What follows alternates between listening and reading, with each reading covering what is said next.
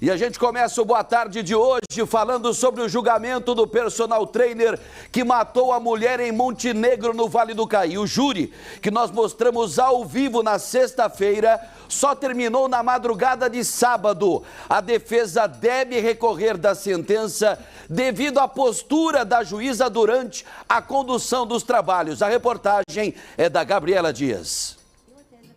A sentença foi lida pela juíza Débora Vissoni na primeira hora de sábado.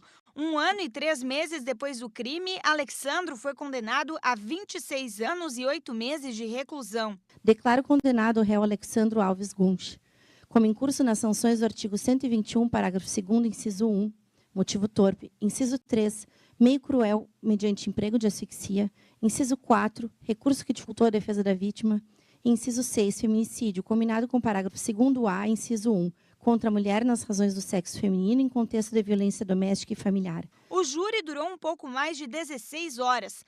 Pai, mãe e irmão da vítima, Débora Michels, foram ouvidos como informantes.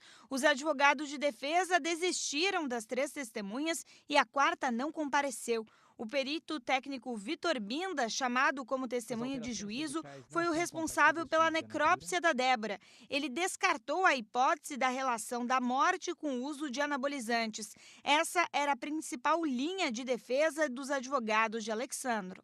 As alterações cervicais não são compatíveis com esganadura, nem com estrangulamento por laço, mas com outro tipo de estrangulamento, onde a compressão cervical se dê por alguma estrutura mais larga e plana, distribuindo melhor a pressão exercida sobre as estruturas cervicais, o que não deixa lesões na pele e determina marcas profundas.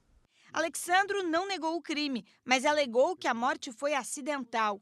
Ela avançou em mim, na primeira eu empurrei, na segunda eu empurrei, na terceira eu levantei ela pelo pescoço e joguei contra o roupeiro, até a porta sair do lugar. E ela caiu no chão e eu tentei fazer aquilo, não sei se fez muita força. O ex-companheiro deixou o corpo da vítima na frente da casa dos pais dela. Qual foi a sua intenção, ideia, de largar o corpo dela de frente à casa dos pais? Aí eu não consigo lhe explicar. Eu não entendo até hoje porque que eu fiz isso também. Levar essa moça para atendimento médico nunca passou pela sua cabeça? Ela estava morta já, dona. Por várias vezes, durante o depoimento, o réu falou sobre o uso de drogas no dia 26 de janeiro do ano passado. Eu estava muito cheirado. O quão muito cheirado? Cocaína? Quantas carreiras? Bastante. Não, mas quantas? Estime. Umas 12, 14. Tá. No outro interrogatório o senhor falou 4. Mas não, 4 eu fiz em casa. 4 eu fiz em casa. Eu estava cheirando na academia já. 4 eu fiz em casa antes do banho. A postura da juíza Débora Vissoni, principalmente durante o debate entre Ministério Público e Defesa, foi questionada. Os advogados do agora condenado Alexandro Gans já indicaram que vão recorrer da sentença. De acordo com a defesa, a condução dos trabalhos pela magistrada comprometeu a imparcialidade do julgamento. Essa é a tese da defesa, lesão corporal seguida de morte. Doutor, você me concede uma pergunta para o senhor? Claro. Como é que se deu a morte? Aí é uma coisa que não foi pesquisada e eu entendo que pode ter sido uma morte natural, por uma parada cardíaca. A eminente magistrada, de uma maneira inadequada para a função que exerce, reagiu à tese defensiva, interferindo diretamente no julgamento. Só um pouquinho, agora eu vou caçar. Com todo respeito, o senhor está agindo de má fé, de forma teatral. Eu entendo que é o seu ganha-pão, a advocacia particular fazer isso. Da mesma forma, o senhor, eu fui com cortesia, eu pedi ao senhor que não maculasse a imagem e a dignidade da vítima, porque é o que está na lei. Está um teatro, porque está sendo filmado. Quando a defesa não vislumbra uma situação boa para si, ela já antecipando uma possível condenação, que foi o que efetivamente aconteceu, ela vai atrás do que se chama, vai cavar uma nulidade. A gente usa essa expressão. Mas quem tem a última palavra é o Tribunal de Justiça. O Tribunal de Justiça dirá se houve ou não essa nulidade. A nós pareceu muito uma estratégia. A Associação Brasileira dos Advogados Criminalistas divulgou uma nota de repúdio em relação às declarações da juíza e informa que irá adotar as medidas pertinentes. A postura da magistrada em relação à advocacia fere frontalmente um artigo que prevê que não haverá hierarquia nem subordinação entre advogados, magistrados e membros do Ministério Público, devendo todos tratar-se com consideração e respeito recíprocos. O recurso pode levar de 4 a 6 meses para ser julgado. Bom, vamos lá, por partes. O que diz a defesa desse canalha, né? Aí a juíza. Ok? Na hora da dosimetria da pena. Quem condenou não foi a juíza, tá? Vamos lembrar que tribunal do júri são 7 jurados aprovados pelo Ministério Público e pela defesa do réu, eles poderiam ter contestado a composição do conselho de sentença. Não fizeram, mas vamos lá. Né? Primeira parte, a defesa do canalha, do vagabundo, do excremento humano do Alexandro Guns, né? Ela está tentando de todas as maneiras do mundo, e disse muito bem a promotora. Eu quero que você pare a entrevista da promotora mais uma vez, por gentileza. Tem que mostrar o que a promotora, tem que repetir o que ela disse. Então vamos lá. Primeira parte, a defesa está acusando a juíza de ter sido parcial durante a condução dos trabalhos. Juíza Débora Vissoni, doutora Débora Vissoni, magistrada. Está na parte direita do vídeo, tá vendo? O que pegou contra a juíza? Concordo, o riso. Na verdade, eu nem sei se foi um riso, mas um ar de deboche, né? Um sarcasmo, digamos assim. Mas ela errou nesse ponto. Não estou dizendo que ela acertou em tudo, não.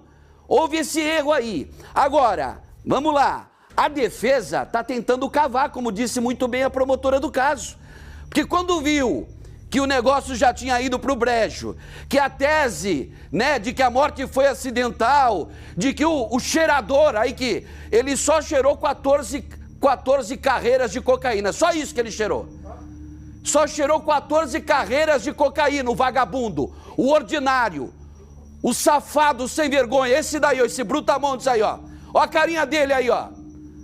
Não, ele confirmou que cheirou, não sou eu que estou dizendo, ele disse em plenário que cheirou 14 carreiras de cocaína. Agora, ele também disse isso para ter, quem sabe, né, a defesa conseguindo a nulidade do julgamento, a anulação do júri, ela consiga provar, não, mas ele cometeu crime sob efeito de drogas, porque isso o beneficia. Isso daí não agrava a situação dele, o beneficia, porque ele pode alegar que ele não estava respondendo pelos próprios atos. Isso daí é tudo muito bem orquestrado, muito bem debatido e discutido pelo réu e pelos advogados de defesa. E o doutor Ezequiel não é nenhum iniciante, é um grande criminalista.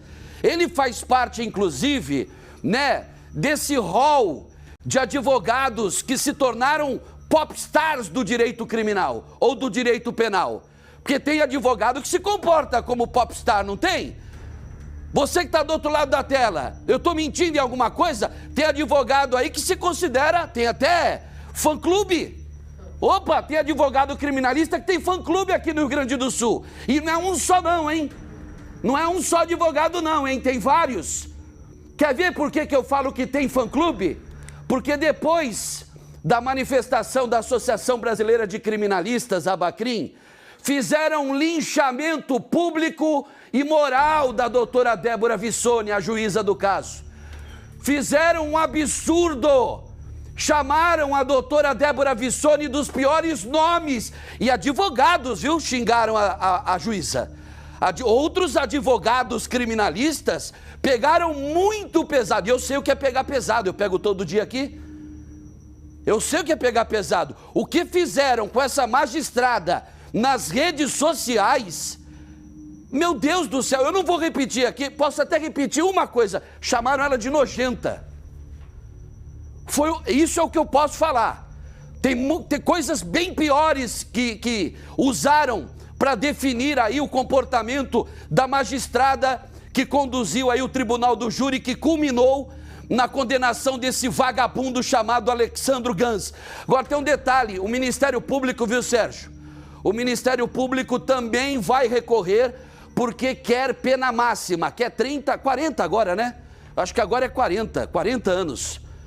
Foram 26, a dosimetria ficou em 26 anos, tem que colocar mais. Então assim, se acontecer, graças aí a defesa do coitadinho, do cheirador aí, ó, esse daí não pode viajar não pode viajar no banco do motorista ou no banco de trás do motorista, porque vê uma faixa contínua na rua, vai querer cheirar a faixa o tempo inteiro. Esse cheirador maldito. Olha a mãe a Rosane, mãe da Débora Mitchells. Mostramos a dona Rosane, mostramos o seu Davi, mostramos o irmão, o Alex, o irmão também da vítima. E aí, mas esse negócio de... Viu, doutora? O que estão fazendo com a senhora é uma canalice. Se a senhora errou, ok, que seja feita a correção. Mas não fazer esse linchamento nas redes sociais que estão fazendo com a senhora. É um absurdo o que estão fazendo com a senhora. Que também tem criminalista que acha que pode fazer o que quiser no plenário. Tá? Eu não estou querendo minimizar, né, o erro aí que você viu, ela dando risada, né? Parece que primeira vez que eu olhei, eu falei, eu acho que foi a reação, né, pelo que foi dito. Porque sempre advogado criminalista sempre tenta macular a imagem da vítima, né? Porque é sujando a imagem da vítima que ele alavanca a defesa. Geralmente assim, não pode, mas geralmente acontece muito isso. De tentar sujar, principalmente quando a vítima é mulher, né? Sempre tem a tentativa de sujar, de manchar a imagem das vítimas mulheres para tentar salvar esses covardes espalhados por todo esse país e por todo esse mundo. Sempre tem. Tá no ponto aí a entrevista com a promotora? Ouça novamente o que disse a promotora do caso. Ela, perfeita a postura da promotora. Roda aí.